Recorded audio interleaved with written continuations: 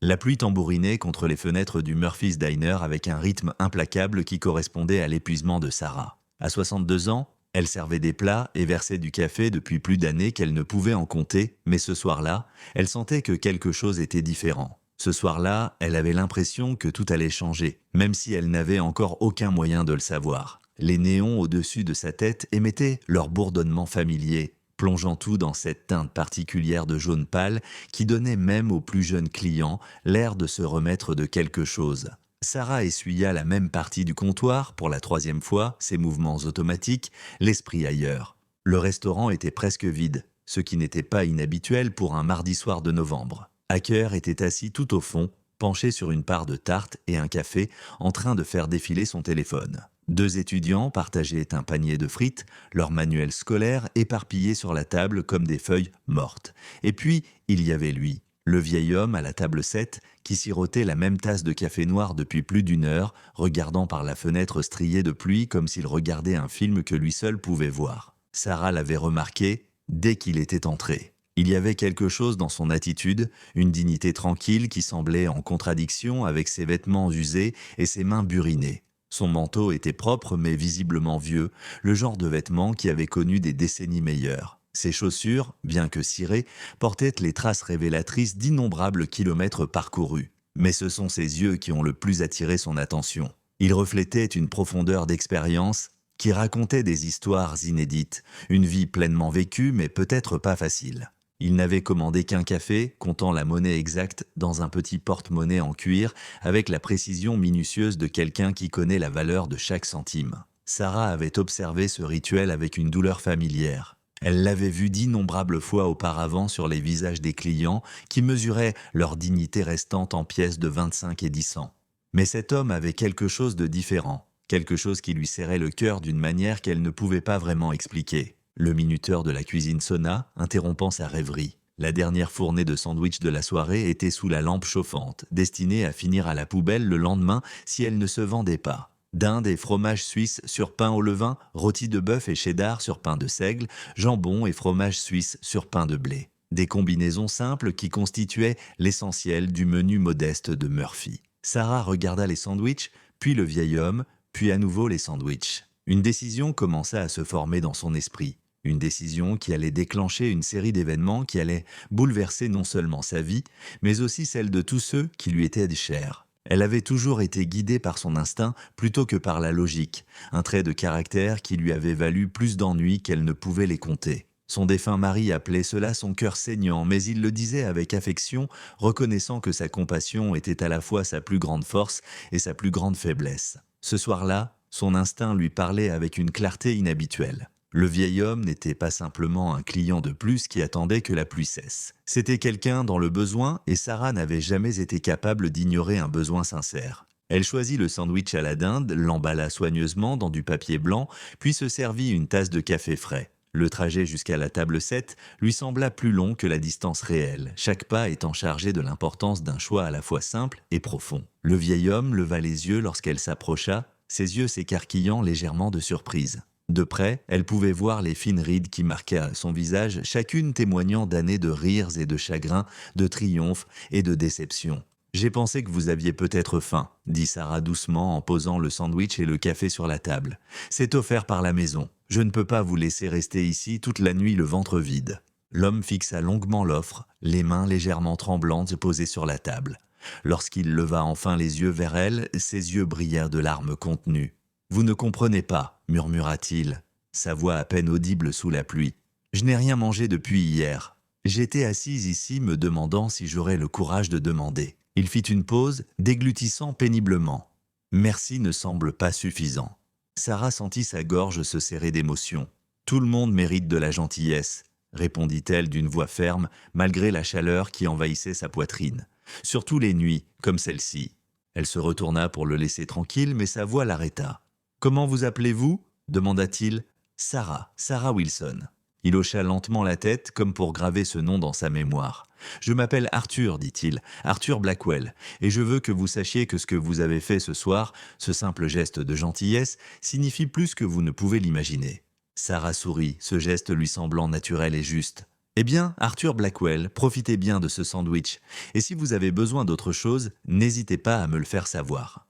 Elle retourna à son poste derrière le comptoir, observant discrètement Arthur déballer le sandwich avec le respect de quelqu'un qui manipule un objet précieux. Il prit de petites bouchées, savourant chacune d'elles comme s'il s'agissait d'un mets délicat plutôt que d'un simple repas de dîner. Cette vision remplit Sarah d'une chaleur qui n'avait rien à voir avec le café qu'elle buvait dans sa propre tasse. La pluie continuait de tambouriner régulièrement contre les fenêtres, et le restaurant s'installa dans ce calme particulier qui règne aux petites heures du matin lorsque le monde semble suspendu entre deux jours. Le camionneur finit sa tarte et partit en faisant un signe de la main. Les étudiants rangèrent leurs livres et disparurent dans la nuit. Bientôt, il ne resta plus que Sarah et Arthur, deux inconnus liés par un moment de gentillesse humaine qu'aucun des deux ne comprenait encore tout à fait. Arthur finit lentement son sandwich, puis se cala dans son siège avec un soupir qui semblait porter le poids des années. Il sortit un petit carnet de la poche de son manteau et se mit à écrire, d'une écriture soignée et délibérée. Sarah ne pouvait pas voir ce qu'il écrivait, mais elle sentait l'importance des mots qui coulaient de son stylo sur la page. Il y avait quelque chose de cérémonieux dans ce geste, comme s'il consignait quelque chose qui devait être mémorisé. Quand il eut fini d'écrire, Arthur ferma le carnet et resta assis tranquillement pendant plusieurs minutes, les mains jointes sur les genoux, le regard à nouveau fixé sur la vitre striée de pluie. Puis, avec des mouvements qui trahissaient une réflexion mûrement réfléchie, il se leva et s'approcha du comptoir où Sarah terminait ses tâches de fin de service. « Sarah » dit-il d'une voix dont le poids semblait disproportionné par rapport aux simples syllabes de son nom. « Je veux que vous sachiez que cette soirée a changé quelque chose pour moi. Votre gentillesse m'a rappelé quelque chose que je pensais avoir oublié. » Elle leva les yeux de la caisse, frappée par l'intensité de son expression. « Arthur, ce n'était qu'un sandwich. N'importe qui aurait fait la même chose. » Il secoua lentement la tête. Non, personne n'aurait fait la même chose. Et ce n'était pas juste un sandwich. C'était de l'espoir alors que je n'en avais plus. C'était de la dignité alors que je pensais avoir tout perdu. C'était un rappel qu'il y a encore du bon dans ce monde, même quand tout semble sombre. Arthur fouilla dans sa poche et en sortit une carte de visite, usée et légèrement jaunie par le temps. Il la posa sur le comptoir entre eux avec la solennité de quelqu'un qui fait une offrande sacrée. « Je veux que vous gardiez ça, dit-il. Gardez-la précieusement. Vous n'en aurez peut-être jamais besoin, mais si jamais vous vous trouvez en difficulté ou dans le besoin, appelez ce numéro. Dites-leur qu'Arthur Blackwell vous envoie et racontez-leur ce qui s'est passé ce soir. » Sarah prit la carte et l'examina sous la lumière crue des néons. Le papier était coûteux, épais, ce qui témoignait de sa qualité et de sa durabilité. Le texte était imprimé en relief dans une écriture élégante « Blackwell Holdings, service de conseil privé ». En dessous, un numéro de téléphone sans aucune autre information d'identification. Pas d'adresse, pas d'email, pas de site web, juste un nom, une entreprise et un numéro. « Arthur, je ne peux pas accepter ça », protesta-t-elle. Vraiment, ce n'était rien de spécial, juste de la décence humaine élémentaire. « La décence humaine élémentaire ?» répéta-t-il, un petit sourire aux lèvres. « Si seulement le monde en avait davantage. Mais tu te trompes sur un point, Sarah. Ce que tu as fait ce soir était en effet très spécial. Plus spécial que tu ne le penses. » Il posa un billet de 20 $ sur le comptoir à côté de la carte, bien plus que le prix du café qu'il avait consommé. « Pour votre gentillesse, dit-il simplement. Et Sarah, souvenez-vous de ce que je vous ai dit. Gardez cette carte en sécurité, le jour viendra peut-être où vous en aurez besoin plus que vous ne pouvez l'imaginer. » Sur ces mots, Arthur Blackwell se dirigea vers la porte, s'arrêtant seulement pour jeter un dernier regard en arrière. « Merci, dit-il, sa voix résonnant dans le restaurant vide comme une prière. Pour tout. » La porte tinta lorsqu'il sortit sous la pluie et Sarah le regarda à travers la vitre disparaître dans l'obscurité, engloutie par la tempête qui continuait de faire rage dehors. Elle resta là longtemps, tenant la carte de visite et fixant la banquette vide où Arthur s'était assis, essayant de comprendre ce qui venait de se passer. Quelque chose s'était produit ce soir-là, quelque chose qui semblait bien plus important qu'un simple acte de gentillesse entre deux inconnus. Le poids de la carte de visite dans sa main semblait confirmer ce sentiment, tout comme l'intensité dans les yeux d'Arthur lorsqu'il avait parlé de se souvenir de cette nuit. Mais qu'est-ce que tout cela pouvait bien signifier ? Et pourquoi avait-elle le sentiment troublant que sa vie venait de prendre un tournant qu'elle ne pouvait pas encore voir ? Sarah glissa la carte de visite dans la poche de son tablier, son poids semblant plus lourd que sa masse physique ne le laissait supposer. Elle termina sa journée de travail dans un état second, repassant sans cesse dans son esprit sa rencontre avec Arthur Blackwell. Sa façon de parler, la révérence avec laquelle il avait mangé ce simple sandwich, la mystérieuse carte de visite avec sa promesse énigmatique. Rien de tout cela n'avait de sens, mais tout cela semblait profondément important. Les semaines suivantes se déroulèrent à leur rythme habituel. Sarah fit ses heures, servit ses clients et tenta de repousser cette étrange rencontre au fond de son esprit. Mais la carte de visite resta dans son portefeuille, lui rappelant sans cesse ce mardi soir pluvieux.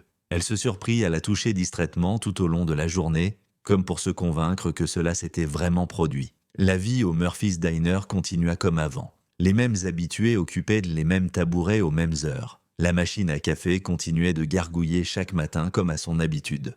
La lumière fluorescente de la cabine du fond clignotait toujours par intermittence, créant un effet stroboscopique que la direction promettait de réparer depuis 3 ans. Sarah reprit sa routine, mais quelque chose de fondamental avait changé en elle. Elle se surprenait à prêter davantage attention à ses clients, à vraiment les regarder plutôt que de simplement les servir. La jeune mère, qui venait tous les jeudis avec ses jumeaux en bas âge, commandant toujours les plats les moins chers du menu. Le vieil homme qui s'asseyait seul pour lire le journal, faisant durer une seule tasse de café pendant des heures. Le travailleur de nuit qui s'arrêtait avant l'aube, le visage marqué par la fatigue. Sarah commença à voir les histoires derrière les commandes, l'humanité derrière les transactions. C'est un vendredi matin particulièrement chargé que tout changea à nouveau. Sarah se précipitait entre les tables, essayant de suivre le rythme effréné du service du petit déjeuner lorsqu'elle entendit son nom l'appeler depuis l'entrée. Elle se retourna et vit une femme vêtue d'un tailleur coûteux debout près du comptoir d'accueil, ses cheveux parfaitement coiffés et ses ongles manucurés la distinguant clairement dans ce modeste restaurant. « Sarah Wilson ?» demanda la femme d'une voix qui trahissait l'efficacité et l'assurance de quelqu'un habitué à être écouté et obéi. « C'est moi », répondit Sarah en s'essuyant les mains sur son tablier. « Je peux vous aider ?» La femme s'approcha d'un pas mesuré, ses talons claquant sur le linoléum usé. Elle était suivie d'un homme vêtu d'un costume tout aussi coûteux, à l'expression sérieuse et indéchiffrable. Derrière eux venait une troisième personne, une femme plus jeune portant une mallette qui semblait coûter plus cher que le salaire mensuel de Sarah. « Madame Wilson, je m'appelle Victoria Sterling », dit la première femme en tendant la main que Sarah serra à contre-cœur. « Je suis avocate chez Sterling, Walsh et Associés. Voici mon collègue, Monsieur Davidson, et mon associé, Madame Rodriguez. Nous devons vous parler d'une affaire très importante. » Sarah sentit son cœur s'emballer. Des avocats, 3 avocats, dans son restaurant. Cela ne pouvait pas être une bonne nouvelle. Elle pensa immédiatement à son fils Tommy, parti à l'université grâce à une bourse qu'elle avait financée en travaillant 2 fois plus. Lui était-il arrivé quelque chose ? Ou peut-être y avait-il un problème avec le bail de son appartement ou son assurance maladie ou l'une des dizaines d'autres catastrophes potentielles qui empêchaient que les gens de la classe ouvrière de dormir la nuit. « De quoi s'agit-il » demanda Sarah, d'une voix plus calme qu'elle ne l'était en réalité. Victoria Sterling jeta un coup d'œil autour d'elle dans le restaurant bondé, remarquant les regards curieux des autres clients et du personnel. « Pourrions-nous parler dans un endroit plus privé ?» suggéra-t-elle. Sarah les conduisit dans le petit bureau derrière la cuisine, un espace encombré qui servait à la fois de débarras et de centre administratif pour le restaurant. Elle dégagea quelques cartons des chaises, parfaitement consciente de l'aspect minable que tout cela devait avoir aux yeux de ces professionnels raffinés. « Madame Wilson, commença Victoria une fois qu'elles furent assises, nous sommes ici au sujet de la succession d'Arthur Blackwell. Je crois comprendre que vous le connaissiez ?» La mention du nom d'Arthur frappa Sarah comme un coup physique. Elle s'effondra sur sa chaise, les mains tremblantes. « Il est mort ?» murmura-t-elle. « Je crains que oui », répondit Victoria doucement, son attitude professionnelle s'adoucissant légèrement. Monsieur Blackwell est décédé il y a 2 semaines. Il luttait contre un cancer depuis un certain temps, mais il avait gardé sa maladie très secrète. Sarah sentit les larmes lui monter aux yeux. Arthur, le vieil homme aimable qui s'était assis à la table 7 lors de cette nuit pluvieuse, n'était plus là. Elle ne l'avait rencontré qu'une seule fois, avait peut-être échangé 30 minutes de conversation avec lui, mais la nouvelle de sa mort l'avait profondément affectée. « Je ne comprends pas, » dit Sarah, luttant pour se ressaisir. « Pourquoi êtes-vous ici ? Quel est le rapport entre sa mort et moi ?»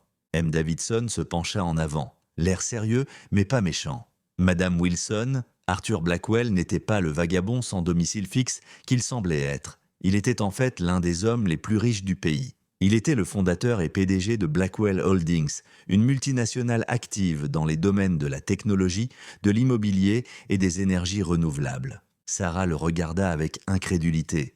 C'est impossible, ce n'était qu'un vieil homme. Il comptait sa monnaie pour acheter son café. On aurait dit qu'il n'avait pas mangé depuis des jours. Monsieur Blackwell avait l'habitude de faire ce qu'il appelait des tests de réalité, expliqua Victoria. Il passait parfois du temps à vivre comme une personne ordinaire, à faire l'expérience de la vie comme la plupart des gens. Il pensait que cela lui permettait de garder les pieds sur terre et l'aidait à prendre de meilleures décisions commerciales. La nuit où vous l'avez rencontré, il était en plein milieu d'une telle expérience. Il vivait dans la rue depuis 3 jours, ajouta Madame Rodriguez, qui prenait la parole pour la première fois. Il n'avait pas d'argent, sauf ce qu'il pouvait gagner en faisant des petits boulots. Il n'avait pas de papier d'identité, sauf une fausse carte d'identité avec un nom différent. Il se mettait à l'épreuve pour voir s'il pouvait survivre en tant que sans-abri. Sarah était sous le choc. Arthur Blackwell, milliardaire, cet homme si gentil qui avait été si reconnaissant pour un simple sandwich, était l'une des personnes les plus riches d'Amérique. Cela semblait impossible, mais la présence de ses avocats suggérait que c'était vrai. « Mais pourquoi êtes-vous ici ?» demanda à nouveau Sarah. « Qu'est-ce que tout cela a à voir avec moi ?» Victoria Sterling ouvrit sa mallette et en sortit un épais dossier. Monsieur Blackwell a laissé des instructions très précises concernant sa succession. La majeure partie de sa fortune, environ 47 milliards de dollars, sera distribuée selon un plan qu'il a élaboré au fil des ans. Mais il a également fait plusieurs legs spécifiques à des personnes qui ont eu une influence sur sa vie. Elle tendit à Sarah un document rédigé dans un langage juridique dense et intimidant. Madame Wilson, selon le testament de Monsieur Blackwell, vous avez hérité d'une somme considérable. Plus précisément, vous êtes désormais propriétaire de la Fondation Blackwell, une organisation caritative dotée d'une dotation de 500 millions de dollars. Ces mots semblaient flotter dans l'air autour de Sarah, refusant de prendre un sens compréhensible. 500 millions de dollars. Une fondation? Elle, c'était comme si on lui annonçait qu'elle avait été choisie pour aller sur Mars. « Il doit y avoir une erreur, » balbutia Sarah. « Je l'ai rencontré une fois. Une seule fois, je lui ai donné un sandwich. C'est tout. » « C'est exactement ça, » dit M. Davidson avec un léger sourire. Dans ses notes personnelles, M. Blackwell a beaucoup écrit sur cette nuit-là. Il a dit que c'était la première fois depuis des années que quelqu'un lui avait témoigné une gentillesse sincère sans savoir qui il était, ni ce qu'il pouvait faire pour eux. Il a qualifié cela d'acte de compassion humaine le plus pur qu'il ait jamais connu. Madame Rodriguez a sorti un autre document. Il a laissé des instructions détaillées concernant la fondation. Elle doit être utilisée pour aider les travailleurs qui font face à des difficultés financières sans que cela soit de leur faute. Frais médicaux, frais d'éducation, aide au logement. Il voulait spécifiquement que quelqu'un qui comprenait les difficultés supervise sa mission. Sarah regarda autour d'elle le bureau exigu, la tache d'humidité au plafond, le classeur dont la poignée était cassée, son propre reflet dans le petit miroir près de la porte. Elle vit une femme avec un tablier taché, les cheveux tirés en arrière avec un élastique, les mains rugueuses à force d'années de travail manuel. Comment pourrait-elle gérer une fondation d'une valeur d'un demi-milliard de dollars? « Je ne peux pas, » répondit-elle simplement. « Je ne sais rien des fondations, des œuvres caritatives ou de la gestion de telles sommes d'argent. Je ne suis qu'une serveuse. » Monsieur Blackwell avait anticipé cette réponse, dit Victoria. Il a mis en place une équipe de soutien complète. Des conseillers financiers, des gestionnaires de programmes, des conseillers juridiques. Vous ne serez pas seul. Votre travail consisterait à définir la vision et à veiller à ce que la fondation reste fidèle à sa mission. Les avocats passèrent l'heure suivante à expliquer les détails de l'héritage. La fondation était déjà créée et opérationnelle avec un conseil d'administration et du personnel professionnel. Sarah en serait la présidente, avec le pouvoir final sur toutes les décisions de financement. Elle recevrait un salaire de 200 000 dollars par an, avec tous les avantages sociaux et un généreux compte de dépenses. Pendant qu'il parlait, Sarah se surprit à penser à tous les clients qu'elle avait servis au fil des ans et qui lui rappelaient Arthur ce soir-là, les mères célibataires qui devaient choisir entre les courses et les médicaments, les personnes âgées qui devaient étirer leurs revenus fixes pour couvrir des coûts en hausse, les jeunes qui renonçaient à leurs rêves parce que les études coûtaient trop cher. Pour la première fois depuis que les avocats étaient entrés dans son restaurant, elle commença à croire que tout cela pouvait être réel. « Il a vraiment fait tout ça parce que je lui ai donné un sandwich ?» demanda-t-elle à la fin de la réunion. Victoria Sterling sourit, la première marque de chaleur sincère que Sarah avait vue chez elle de tout l'après-midi. Madame Wilson, Arthur Blackwell a passé toute sa vie adulte entouré de gens qui voulaient quelque chose de lui. De l'argent, de l'influence, de l'accès, du pouvoir. Vous avez été la première personne depuis des décennies à lui donner quelque chose sans rien attendre en retour. Cela signifiait tout pour lui.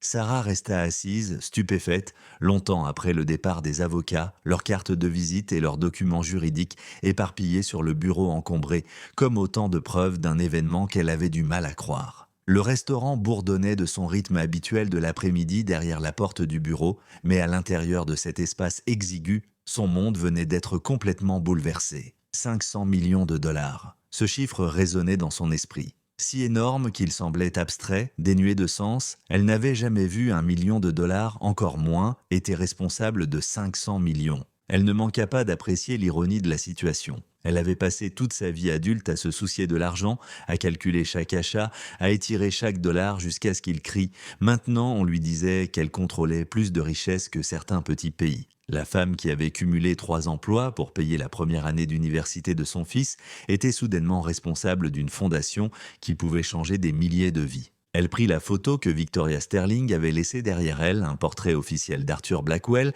qui devait avoir été pris lors d'un événement professionnel. Il portait un smoking coûteux et se tenait à côté d'un podium, probablement après avoir prononcé un discours devant une salle remplie de personnes tout aussi riches que lui. Mais même dans ce cadre formel, Sarah pouvait voir les mêmes yeux doux, la même dignité tranquille qui l'avait attirée vers lui cette nuit pluvieuse. Le contraste entre cette image et le souvenir qu'elle avait de cet homme buriné comptant ses pièces pour acheter un café était saisissant. Son téléphone vibra, signalant un SMS de son manager qui lui demandait où elle était. L'heure de pointe du déjeuner commençait et ils avaient besoin de tout le monde. Sarah fixa le message, réalisant avec un étrange détachement qu'elle n'aurait peut-être plus jamais à se soucier des heures de pointe du déjeuner. Cette pensée était à la fois libératrice et terrifiante.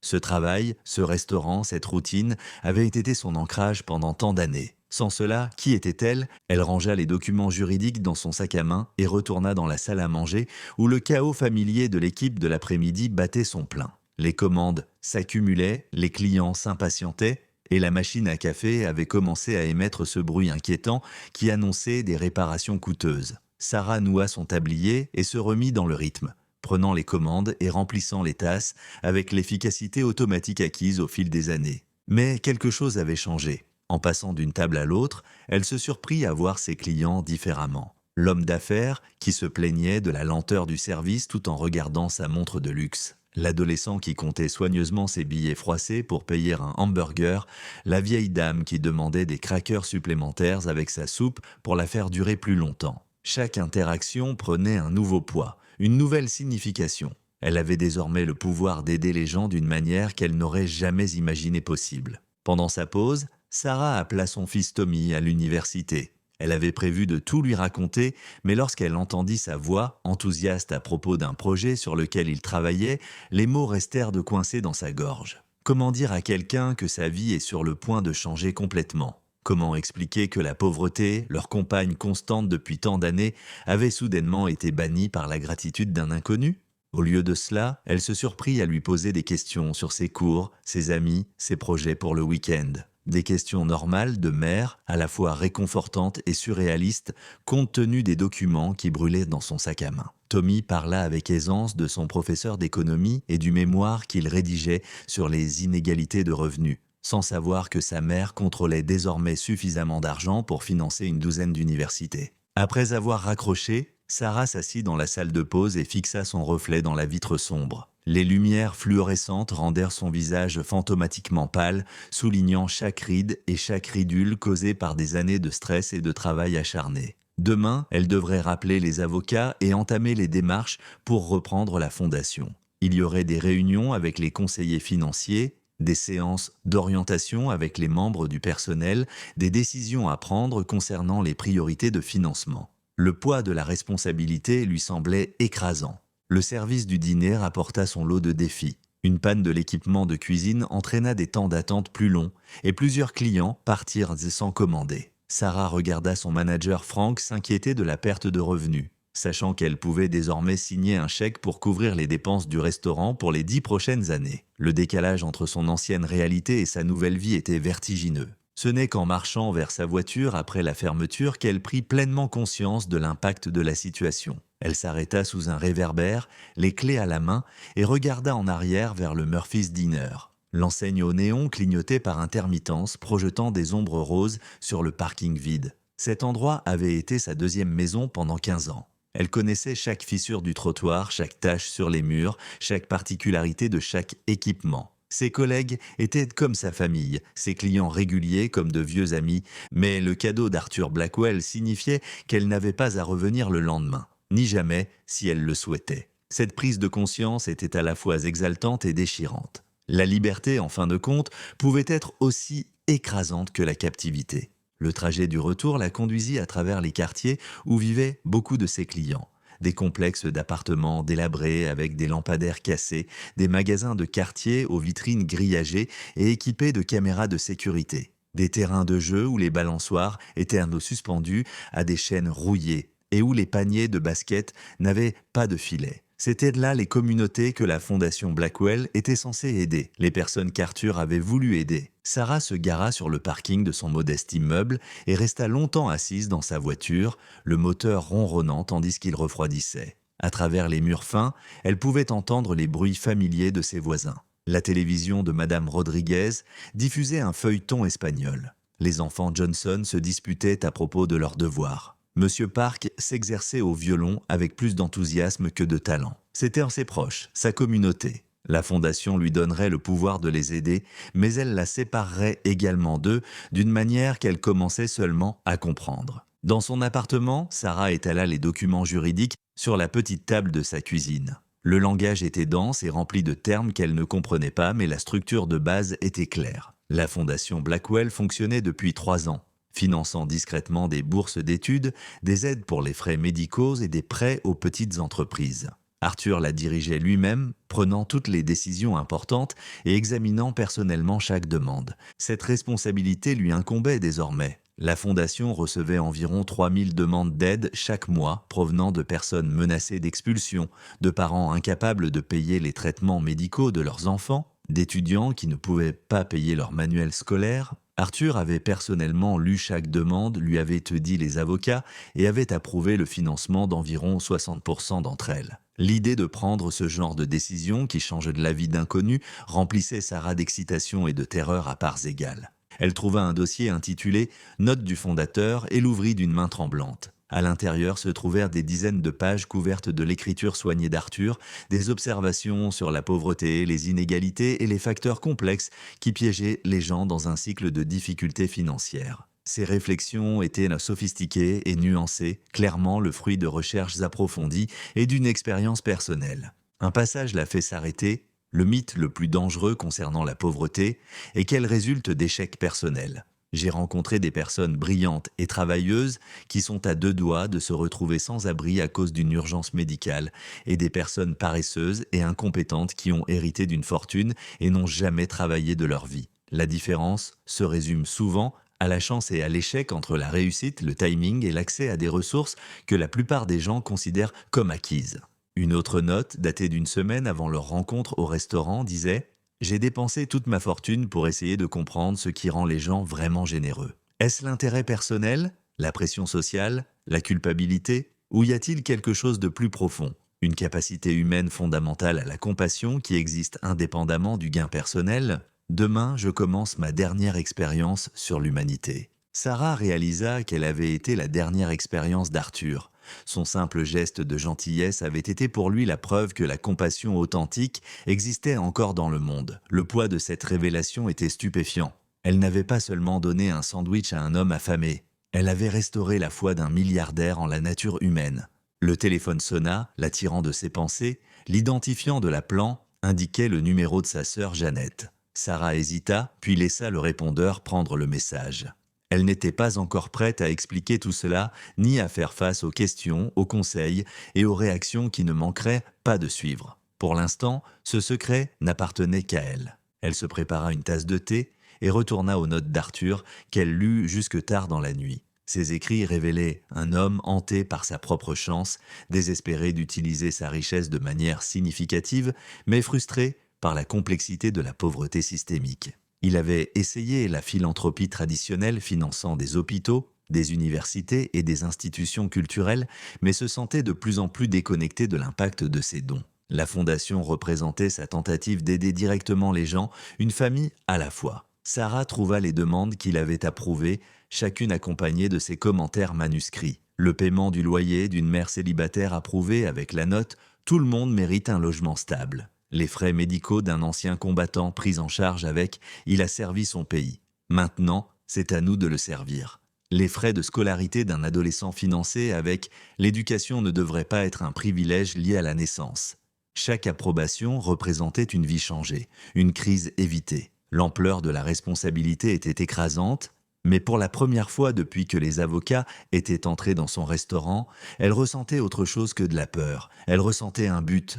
Arthur Blackwell l'avait choisi non pas malgré son passé, mais à cause de celui-ci. Il voulait quelqu'un qui comprenne les difficultés pour guider la mission de sa fondation. Quelqu'un qui avait vécu au jour le jour, qui avait dû faire des choix difficiles entre les nécessités, qui comprenait la différence entre la charité et la dignité. Quelqu'un qui verrait les personnes derrière les demandes et pas seulement les chiffres du budget. Sarah ferma le dossier et regarda son petit appartement d'un œil nouveau, les meubles usés, le linoléum rapiécé, la fenêtre qui ne fermait pas correctement. Bientôt, elle pourrait s'offrir tout ce qu'elle voulait. Un manoir, une voiture de luxe, des vêtements de marque, des vacances coûteuses.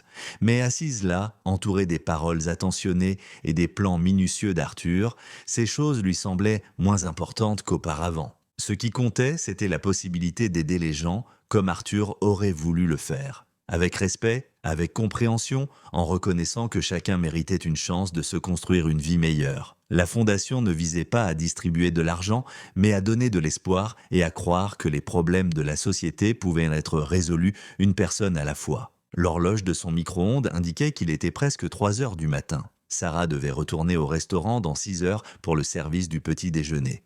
Mais elle savait, avec une certitude qui la surprenait, que demain serait son dernier jour en tant que serveuse au Murphy's Diner. Non pas parce qu'elle était désormais trop qualifiée pour ce travail, mais parce qu'Arthur Blackwell lui avait confié une autre tâche, une tâche plus importante, une tâche qui honorerait à la fois sa mémoire et les valeurs qui l'avaient poussée à aider un inconnu par une nuit pluvieuse. Sarah se réveilla avant que son réveil ne sonne. L'esprit immédiatement envahi par des pensées d'Arthur et de l'héritage impossible qui l'attendait. La lumière du matin qui filtrait à travers ses rideaux fins semblait différente, chargée à la fois de possibilités et d'incertitudes. Elle s'habilla pour aller travailler machinalement, ses mains effectuant les gestes familiers, tandis que ses pensées restaient fixées sur la décision capitale qu'elle allait devoir prendre aujourd'hui. Le trajet jusqu'au Murphy's Diner lui semblait être un pèlerinage vers un sanctuaire de son ancienne vie. Chaque fissure dans le trottoir, chaque devanture familière, chaque détail du chemin qu'elle avait parcouru des milliers de fois auparavant prenait une nouvelle signification. C'était peut-être la dernière fois qu'elle faisait ce trajet en tant que Sarah Wilson, la serveuse qui luttait pour joindre les deux bouts. Demain, elle serait quelqu'un de complètement différent, quelqu'un qui aurait le pouvoir de changer des vies à une échelle qu'elle pouvait à peine comprendre. Ce matin-là, l'affluence au Murphy's était particulièrement intense. La machine à café rendit finalement l'âme, les obligeant à préparer le café à la cafetière,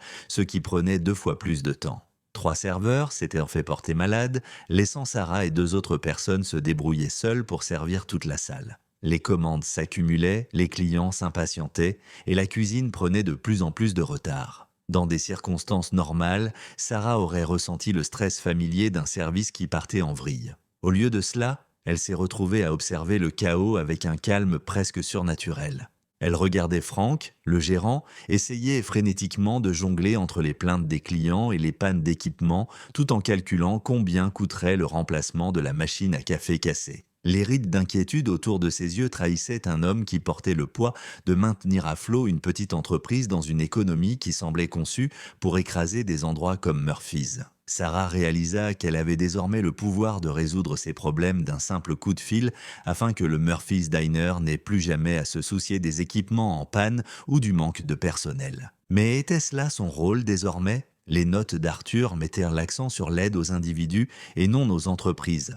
Pourtant, la frontière entre les deux semblait de plus en plus floue car Sarah servait des clients qui étaient eux-mêmes des propriétaires de petites entreprises, des freelances et des entrepreneurs indépendants qui luttaient pour survivre dans un contexte économique de plus en plus difficile. La professeure à la retraite qui venait tous les matins prendre un café et des toasts, étirant son revenu fixe pour couvrir des coûts en hausse. Le jeune entrepreneur qui commandait les plats les moins chers du menu en attendant que ses clients paient leurs factures en souffrance.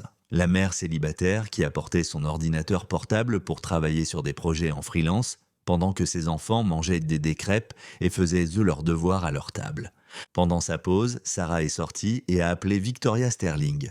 L'avocate a répondu immédiatement, sa voix claire et professionnelle même à cette heure matinale. Madame Wilson, j'espérais avoir de vos nouvelles aujourd'hui. Avez-vous eu l'occasion d'examiner les documents? J'ai tout lu, répondit Sarah en regardant le trafic matinal défiler devant le restaurant. J'ai quelques questions. Bien sûr, que souhaitez-vous savoir? Le fonctionnement actuel de la fondation. Comment cela fonctionne-t-il exactement? Comment les gens peuvent-ils demander de l'aide? Comment les décisions sont-elles prises? Le ton de Victoria s'adoucit légèrement, comme si elle sentait l'intérêt sincère de Sarah pour le sujet. Actuellement, nous recevons les demandes via notre site web et par l'intermédiaire d'organisations partenaires telles que des hôpitaux, des écoles et des agences de services sociaux. Chaque demande est examinée par notre personnel qui vérifie les informations et évalue les besoins. Les décisions finales de financement étaient prises par M. Blackwell en personne, mais cette autorité vous est désormais transférée. 3000 demandes par mois, dit Sarah, plus pour elle-même que pour Victoria. Cela représente une centaine de personnes par jour qui demandent de l'aide. Plus ou moins, et ce ne sont que celles qui connaissent notre existence et qui ont les moyens de faire une demande. Monsieur Blackwell parlait souvent des besoins invisibles, des personnes qui souffrent en silence parce qu'elles ne savent pas qu'elles peuvent obtenir de l'aide ou ne croient pas qu'elles la méritent. Cette phrase frappa Sarah comme un coup physique. Le besoin invisible. Combien de ses clients, au fil des ans, étaient de tomber dans cette catégorie? Des gens trop fiers pour demander de l'aide, trop honteux pour admettre qu'ils étaient en difficulté, trop dépassés pour naviguer dans les systèmes complexes conçus pour les aider. Elle pensa à Arthur lui-même, assis à la table 7 par cette nuit pluvieuse, trop digne pour demander à manger mais clairement dans le besoin. Si elle n'avait pas agi par instinct, il serait peut-être reparti affamé et seul. « Madame Wilson, vous êtes toujours là ?»« Oui, désolé. » Je réfléchissais. Sarah prit une profonde inspiration. « Je veux accepter le poste. Je veux diriger la fondation. » C'est une excellente nouvelle. Nous pouvons commencer le processus de transition immédiatement. Il y aura bien sûr des formalités administratives à remplir et des réunions d'orientation avec le personnel. Quand souhaitez-vous commencer? Sarah regarda à nouveau le restaurant où elle pouvait voir Frank toujours aux prises avec la machine à café en panne à travers la fenêtre. « Aujourd'hui, c'est mon dernier jour ici. Je commencerai lundi. » Le reste de son service se déroula dans un brouillard d'émotions douces amères. Sarah se surprit à mémoriser des détails qu'elle avait pris pour acquis pendant des années. La façon dont la lumière du matin traversait les fenêtres de devant, créant des motifs géométriques sur le sol en linoléum usé. Le bruit particulier que faisait la vieille caisse enregistreuse lorsque le tiroir s'ouvrait. L'odeur de graisse de bacon et de café qui imprégnait chaque recoin du bâtiment après des décennies d'activité. Ses collègues remarquèrent en son distraction, mais l'attribuèrent à la fatigue d'une matinée difficile. Sarah les laissa croire cela, n'étant pas prête à expliquer la vérité impossible de sa situation. Comment dire à des personnes avec lesquelles vous travaillez depuis des années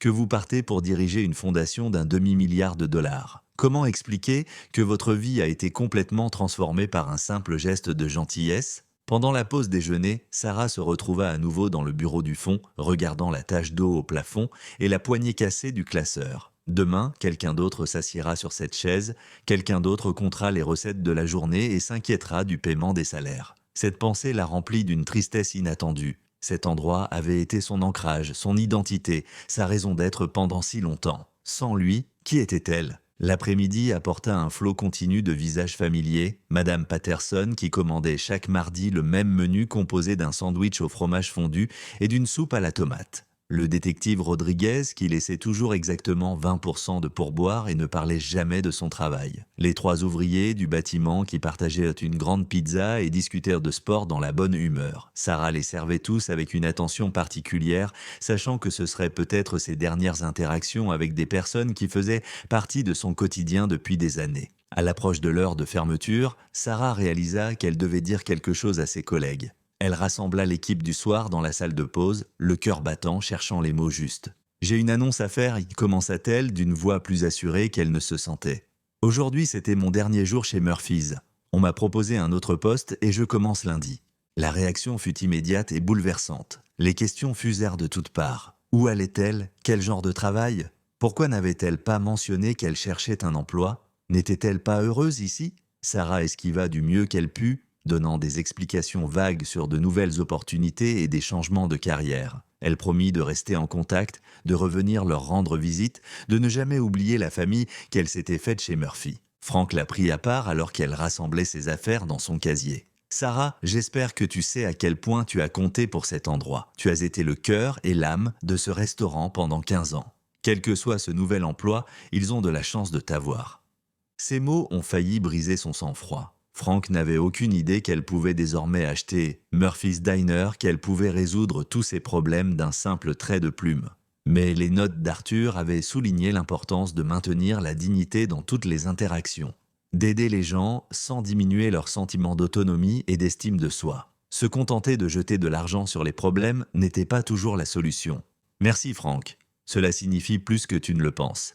Et n'oubliez pas, si vous avez besoin de quoi que ce soit, vous avez mon numéro. » Elle dit au revoir à chacun de ses collègues individuellement, embrassant des personnes qu'elle avait vues presque tous les jours pendant des années, mais qu'elle ne reverrait peut-être pas avant des mois, voire des années. Le caractère définitif de cette situation était accablant. Elle tournait une page de sa vie qu'il avait définie pendant si longtemps qu'elle ne se souvenait plus qui elle était avant. Le parking était vide, à l'exception de sa voiture, lorsque Sarah quitta Murphy's pour la dernière fois en tant qu'employée. Elle resta un instant sur le seuil, regardant la salle à manger où elle avait servi des milliers de repas, écouté d'innombrables histoires et été témoin chaque jour de la cruauté et de la gentillesse de l'humanité. Demain, tout cela ne serait plus qu'un souvenir. Demain, son véritable travail commencerait. Le trajet jusqu'à chez elle la fit passer par le centre-ville, devant les tours de bureaux étincelantes où elle aurait bientôt des réunions avec des conseillers financiers et des directeurs de programme. Le contraste avec son quartier était saisissant. En quelques kilomètres, elle était passée d'un monde de halls en marbre et de portiers à un monde de clôtures grillagées et de lampadaires cassés. La fondation Blackwell existait pour combler ce fossé, pour étendre les opportunités au-delà des frontières artificielles qui divisèrent la société entre gagnants et perdants. Son appartement lui semblait plus petit que jamais lorsqu'elle y revint, les documents juridiques posés sur la table de la cuisine lui rappelant à quel point sa situation était sur le point de changer radicalement. Sarah se prépara à dîner, le même repas simple qu'elle avait mangé d'innombrables fois auparavant. Des pâtes avec de la sauce marinara en pot, une petite salade, un verre d'eau. Demain, elle pourrait se permettre de manger dans les meilleurs restaurants de la ville. Mais ce soir, elle voulait le réconfort des saveurs familières et des ingrédients modestes. Tout en mangeant, Sarah repensa à la dernière expérience d'Arthur sur l'humanité. Il avait cherché à savoir si la compassion authentique existait encore dans un monde de plus en plus guidé par l'intérêt personnel et les relations transactionnelles. Son simple geste de gentillesse lui avait fourni la réponse qu'il cherchait, mais avait également soulevé de nouvelles questions. Si la compassion existait, comment pouvait-on l'encourager et la renforcer ? Comment la société pouvait-elle créer davantage d'occasions pour les gens de s'entraider, de voir au-delà de leurs besoins immédiats et de reconnaître leur humanité commune ? La fondation était la tentative d'Arthur de répondre à ces questions, mais Sarah commençait à comprendre que le véritable travail allait bien au-delà de la signature de chèques et de l'approbation de demandes. Il s'agissait de changer le discours sur la pauvreté et la lutte, d'aider les gens à comprendre que tout le monde pouvait se retrouver dans une situation difficile et avoir besoin d'aide. Il s'agissait de construire des ponts entre des communautés qui avaient été artificiellement séparées par la géographie, l'économie et le conditionnement social. Son téléphone vibra, signalant un SMS de Tommy, une photo de lui et de ses colocataires en train d'étudier pour les examens de mi-semestre. Ils avaient l'air jeunes et optimistes, le visage rayonnant de la confiance que procure la conviction que l'avenir offre des possibilités illimitées. Sarah fixa l'image pensant à tous les jeunes qui n'avaient pas ce luxe, qui ne pouvaient pas se permettre de se concentrer sur leurs études parce qu'ils cumulaient plusieurs emplois pour payer leurs frais de scolarité ou aider leur famille. L'éducation était l'un des principaux centres d'intérêt d'Arthur, comme elle l'avait appris en lisant ses notes. Il croyait que la connaissance était la forme de pouvoir la plus démocratique, accessible à tous, indépendamment de leur origine ou de leur situation. La Fondation finançait des bourses d'études, mais elle soutenait également des approches plus créatives de l'apprentissage. Des stages intensifs de programmation informatique pour les personnes sortant de prison, des cours d'anglais pour les immigrants, des programmes d'éducation financière pour les jeunes adultes sortant du système de placement familial. Sarah réalisa qu'elle n'héritait plus seulement d'une fondation. Elle héritait d'une philosophie, d'une façon de voir le monde qui voyait du potentiel partout et refusait d'accepter que la situation de quiconque soit figée à jamais. C'était une vision du monde qui correspondait parfaitement à son instinct, à la même impulsion qui l'avait poussé à aider Arthur cette nuit pluvieuse. Les informations du soir passaient en arrière-plan tandis que Sarah se préparait à aller se coucher, une litanie de problèmes qui semblaient presque insurmontables par leur ampleur et leur complexité. Division politique, inégalités économiques, changements climatiques, troubles sociaux. Les défis auxquels la société était confrontée étaient énormes et interdépendants, bien trop importants pour qu'une seule fondation puisse les relever. Mais l'approche d'Arthur avait été différente. Au lieu d'essayer de tout résoudre d'un coup, il s'était concentré sur l'aide aux individus, convaincu que des changements positifs se répercuteraient à partir de ces transformations personnelles. C'était une forme de foi, réalisa Sarah. La foi en la bonté fondamentale des gens, la foi en la puissance des petits gestes pour créer de grands changements, la foi en la possibilité de construire un monde plus juste et plus compatissant, une relation à la foi. Cette foi avait conduit Arthur à passer ses derniers jours comme sans-abri pour tester si la gentillesse existait encore parmi les étrangers. Cette même foi avait conduit Sarah à offrir de la nourriture à quelqu'un qu'elle ne connaissait pas sans attendre quoi que ce soit en retour. Cette foi lui était désormais transmise, ainsi que les ressources nécessaires pour agir d'une manière qu'elle n'aurait jamais imaginé possible. La responsabilité était intimidante, mais l'opportunité l'était tout autant. Demain apporterait de nouveaux défis, de nouvelles décisions, de nouvelles chances de faire une différence dans la vie des gens. Ce soir, elle se reposerait en sachant que son simple geste de gentillesse avait créé des répercussions qui s'étendraient bien au-delà de tout ce qu'elle aurait pu imaginer. Sarah Wilson, serveuse, était sur le point de devenir Sarah Wilson, présidente de fondation. Mais plus important encore, elle était sur le point de devenir l'incarnation de la même compassion qui l'avait poussée à aider un inconnu par une nuit d'orage. Le dernier cadeau d'Arthur Blackwell n'était pas seulement de l'argent. C'était la chance de prouver que sa foi en la bonté humaine avait toujours été justifiée. L'histoire de Sarah nous rappelle que la gentillesse a un pouvoir que nous comprenons rarement au moment où nous choisissons d'agir. Un sandwich, un moment de compassion sincère, ont non seulement transformé les derniers jours d'un milliardaire, mais ont également créé un héritage qui touchera des milliers de vies pour les générations à venir. La prochaine fois que vous verrez quelqu'un dans le besoin, rappelez-vous que vous ne savez jamais qui il est vraiment, ni jusqu'où votre simple geste d'humanité peut aller. Parfois, les plus petits gestes créent les plus grands miracles, prouvant que nous avons tous le pouvoir de changer le monde, un geste de gentillesse à la fois.